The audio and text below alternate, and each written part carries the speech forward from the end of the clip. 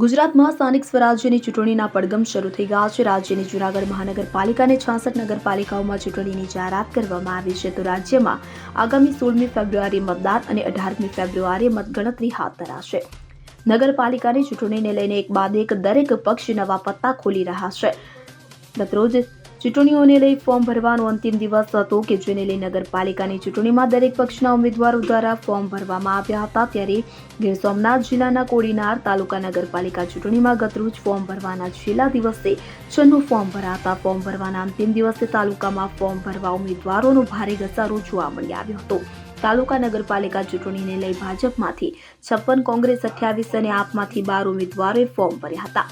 કોડીનાર નગરપાલિકાની ચૂંટણીમાં ભાજપ અને કોંગ્રેસની સાથે આમ આદમી પાર્ટીએ ચૂંટણીમાં ઝુકાવતા ત્રિપાખીઓ ચૂંટણી જંગ થવાના એંધાણ છે। જો કે ફોર્મ ચકાસણી અને ફોર્મ પરત ખેંચાયા બાદ ચૂંટણી ચિત્ર સ્પષ્ટ થશે।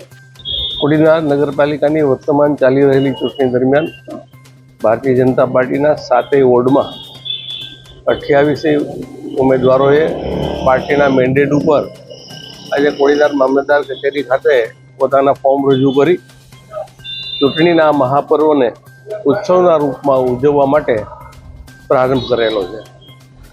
તમે જાણો છો તે રીતે સમગ્ર શહેરના લોકો વિકાસની સાથે જોડાયેલા છે અને આ વિકાસ યાત્રામાં કોંગ્રેસમાં રહેલા પણ લોકશાહીના ભાગરૂપે પોતાને પણ આ વિકાસ યાત્રામાં જોડવા માટે ભારતીય જનતા પાર્ટીમાં તેઓ પધાર્યા છે।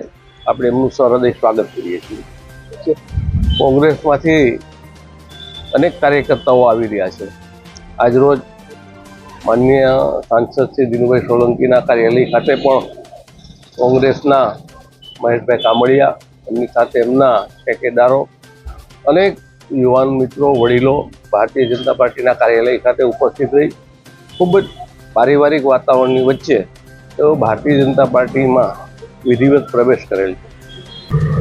જ્યારથી નગરપાલિકા કોડીનારની ચૂંટણી જાહેર થઈ છે ત્યારે વિવિધ સમાજોના અનેક કાર્યકર્તાઓ, અંદાજે 500 થી 600 યુવાનો પાર્ટીના કાર્યાલય સાથે ઉપસ્થિત રહી ભારતીય જનતા પાર્ટીને પોતાનું સમર્થન જાહેર કરેલ છે અને ભારતીય જનતા પાર્ટીનો ખેસ ધારણ કરેલ છે। મેં 7 વોર્ડમાં 4 એક વોર્ડની 4 બેઠક દીઠ 28 ઉમેદવારો ઊભા રાખ્યા છે અને 28 મેન્ડેટો જમા કરાવી દીધા છે। આ વખતે વાતાવરણ બહુ સારું છે અને પ્રજા પણ ભારતીય જનતા પાર્ટીની સરકારથી ત્રસ્ત છે, એટલે 100% અમે કોડીનાર નગરપાલિકા બનાવીએ છીએ અને કોડીનાર કોંગ્રેસ નગરપાલિકા બનાવશે। Bureau report CN24 news.